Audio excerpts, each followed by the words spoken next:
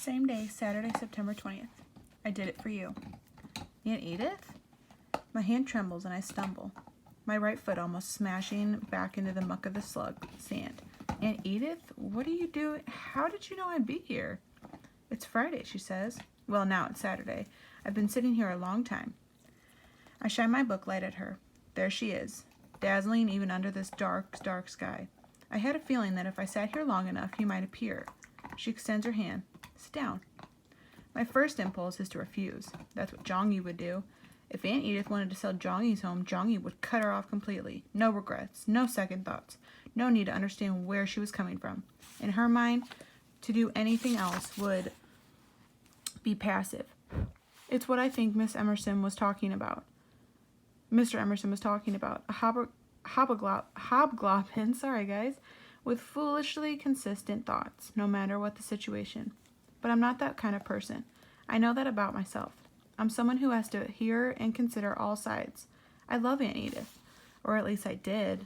I think I still do. It's confusing and messed up, and I don't know anything except that when I look at her right this second, all I know for sure is that I missed her so much. Jongy would definitely think I'm a pushover. Maybe she's right. Teddy stands tall, shockingly tall, as if he's defying the lack of rain by pushing his leaves like the most well-watered of plants. I realize he must be reacting to the power of Aunt Edith's force field. That must be why he has energy. None of the other rhubarb plants can stand up at all. I sit on the bench next to Aunt Edith, facing her, my back against the armrest. My crooked finger still shoved in my pocket. Feels like it's on fire. How is Freddie? She asks. You know about Freddie? Polly, of course I know. He's getting tested, I tell her. He's stable. Aunt Edith laces her long fingers together. I'm terribly sorry about that. You can't be out here very long. You have to get some sleep. That was a terrible fall today. But how? Word travels fast. That bridge is a menace. I told your father not to build it. She pauses, her eyes flickering over the lake. He didn't listen. This doesn't sound like Aunt Edith. This sounds grouchy. Like I said when I'm mad at Patricia for not paying any attention to me. He liked the way the bridge looked, I tell her. So he did. Her voice is clipped, angry. I'm sorry, I tell her, about the article in the paper. It was bound to happen. It doesn't matter. She turns, pressing her clapped hands against her knees. What matters, Polly, is you. For a long second, Louie, move your tail. For a long second, where was my spot? For a long second, she stares at me, serious. Don't you want to know why? Why what? Why I want to sell the farm. I don't answer her immediately. Instead, I bring my knees up to my chest, pulling my feet onto the bench. I circle my knees with my left hand, the one that's holding the book light. I've learned some things since you went away. I tell her about Alessandra de Falciana, other things.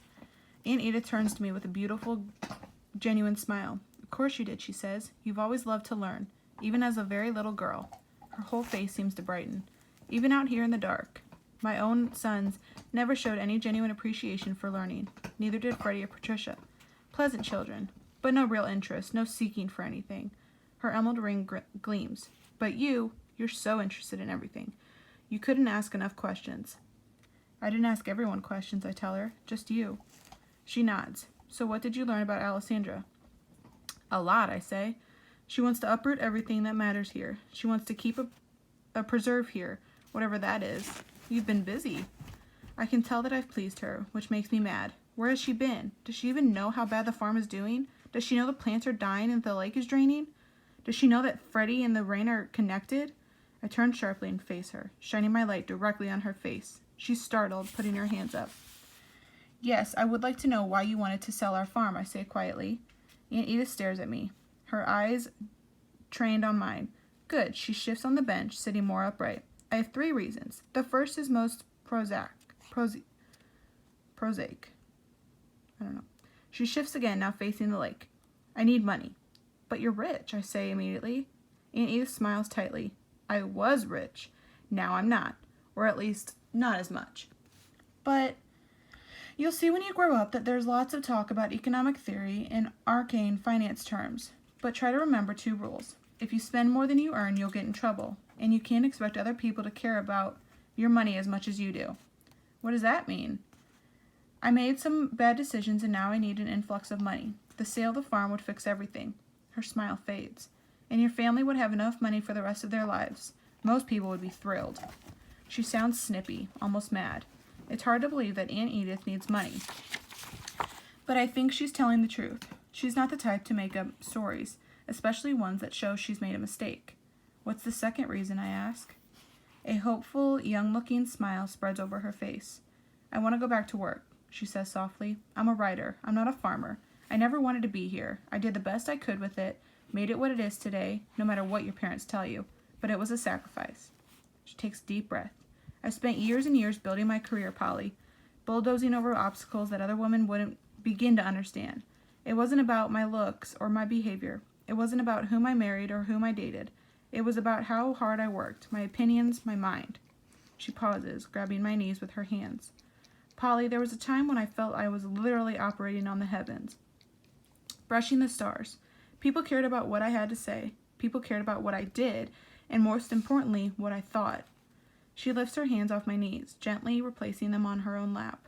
Then I came here, thinking all the while that it was okay, that my family, your family, was worth it.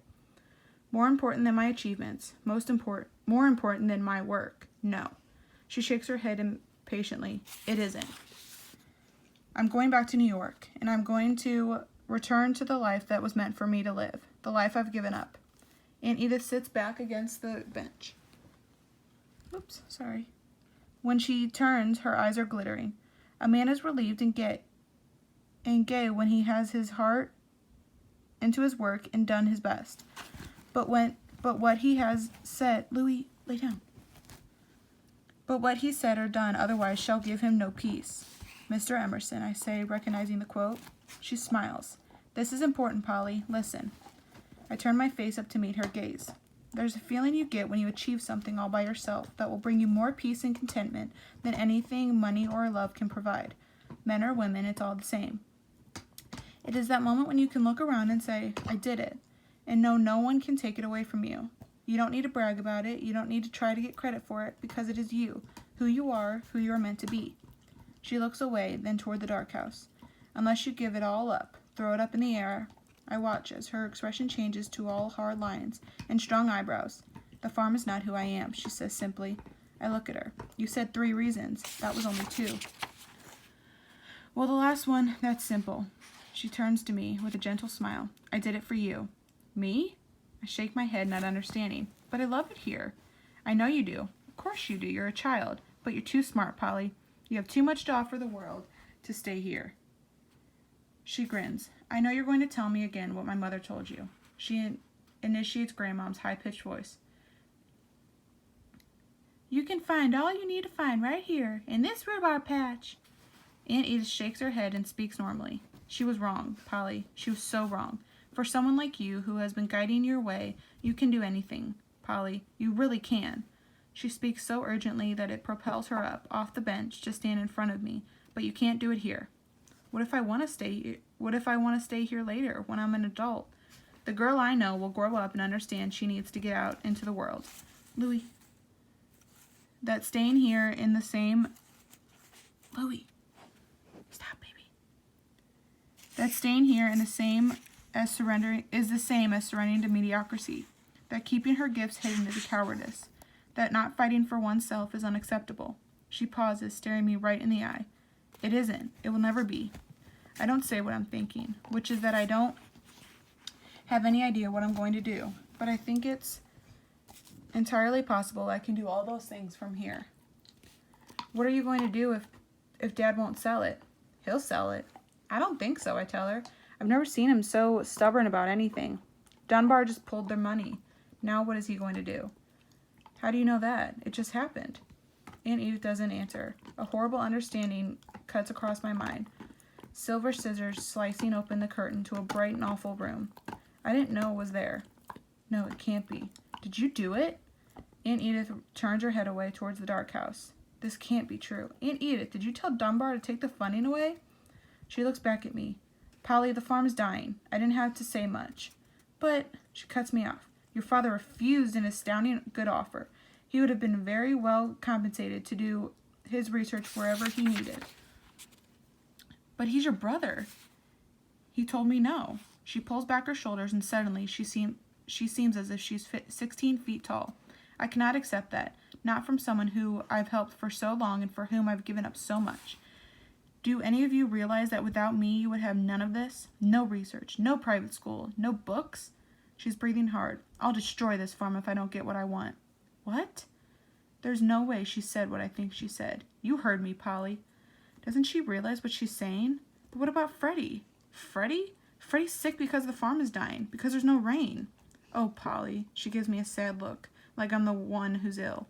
Freddie isn't sick because it isn't raining. Yes, he is, I say obstinately.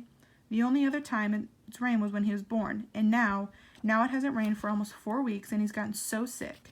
My voice trails off, because I don't want to say out loud that Freddie might die. No, Polly, you're wrong about this. Freddie's sick because, well, Freddie's sick. Now look at me. I do. I stare right at her, intense eyes. I will do anything I can to get Freddie the best medical help that exists. Do you understand that? I will get the best experts, the best everything. She reaches out and puts her hand on my shoulder. But there's no connection between Freddie and the rain. I'm sure of it. If you destroy the farm, Freddie will keep getting worse. I say this quickly without thinking, but as I hear the words, I'm sure they're true. And Edith swallows and snaps her hand off my shoulder. When she turns to me, she's very serious. I love you and your siblings and your family as much as I am capable of loving. She looks pained, and I feel my heart rip again. Another piece fluttering to the ground. You cannot solve this, Polly. I know you think you can, but you can't. She takes a deep breath, composing herself. You should tell your father that everything will only get worse if he continues to refuse Alessandra's offer. I won't tell him that. Aunt Edith looks over to the lake, and I fall back against the bench. I love you like my own child. Her voice breaks a little.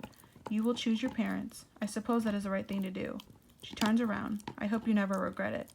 Her face seems more resolved now, and I suddenly have the feeling that a door is closing. No, a door is slamming shut. I jump up from the bench. Aunt Edith, don't do whatever you're planning on doing, please. She bends down and hugs me as if I'm the last thing she'll ever see. Goodbye, Polly, she says. But... Say goodbye, Aunt Edith, she instructs. But... Tears gather in the corner of my eyes. Aunt Edith smiles at me, a thin, lovely smile.